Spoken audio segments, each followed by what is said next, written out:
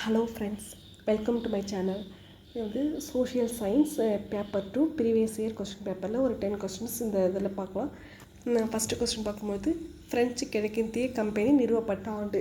French கிழக்கிந்திய company நிறுவப்பட்ட ஆண்டுனா 1664.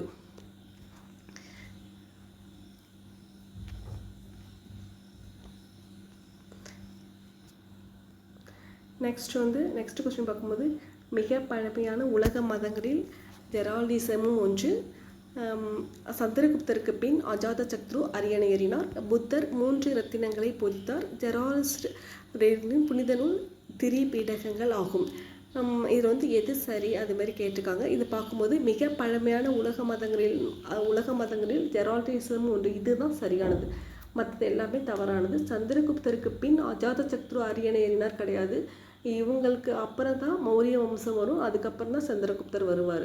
அப்புறம் புத்தர் 3 ரத்தினங்களை பொதித்தார். இது வந்து மகாவீரர் தான் 3 ரத்தினங்களை பொதித்தார். ஜெரால்டு புனித நூலும் திரிபீடகங்கள், புத்தரோட நூல் தான் திரிபீடகங்கள். இதில் பார்க்கும்போது ஃபஸ்ட்டு ஒன் மட்டும்தான் correct. A is correct. Next வந்து கால வரிசைப்படுத்த சொல்லியிருக்காங்க.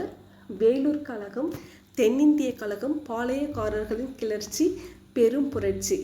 இதை பார்க்கும்போது ஃபஸ்ட்டு வந்து இதுக்கு வந்து ஏ தான் ஆன்சர். பாளையக்காரர்களின் கிளர்ச்சி, அதுக்கப்புறம் தென்னிந்திய கழகம், அதுக்கப்புறம் வேலூர் கழகம், அதுக்கப்புறம் பெரும்புரட்சி. இது 8th ஸ்டாண்டர்ட் புக்கில் வரும். நெக்ஸ்ட்டு பார்க்கும்போது, ரைத்துவாரி முறை 1820 தாமஸ் மன்றோ மற்றும் கேப்டன் ரீட் என்பவர்கள் அறிமுகப்படுத்தப்பட்டது. இதுவும் ஒரு சரியானது தான். அடுத்து மகள்வாரி முறை மத்திய இந்தியா சில பகுதிகள் மற்றும் பஞ்சாப் பகுதிகளில் 1822 அறிமுகப்படுத்தது. இதுவும் சரியானது. ரெண்டுமே சரியானது தான். இது வந்து சி ஆன்சர். மம்லுக் மரபை நிறுவியவர் யாருன்னா குத்துபுதீன் ஐபக். அடிமை வம்சத்தை நிறுவியவர் குத்துபுதீன் ஐபக் அப்படின்னு கூட கேட்கலாம். அரச பதவியை விடுத்து தில்லியிலிருந்து விலகி 30 ஆண்டுகள் அமைதியில் வாழ்ந்த ஒரே சுல்தான் ஆலம் ஷா.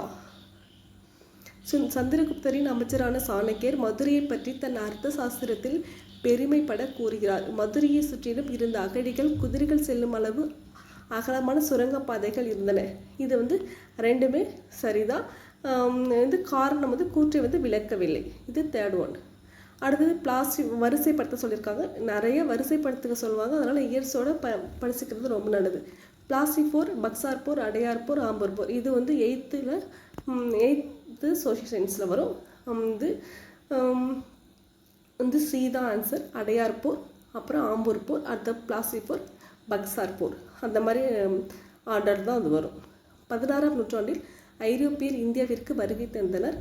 இவர்களது உண்மையான நோக்கம் ஐரோப்பிய சந்தைக்கு தேவையான மிளகு, இலவங்கம், கிராம்பு மற்றும் ஏனைய பொருட்களை கொள்முதல் செய்வதாகும். இது வந்து கூற்று ரெண்டுமே சரியான விளக்கம் தான்.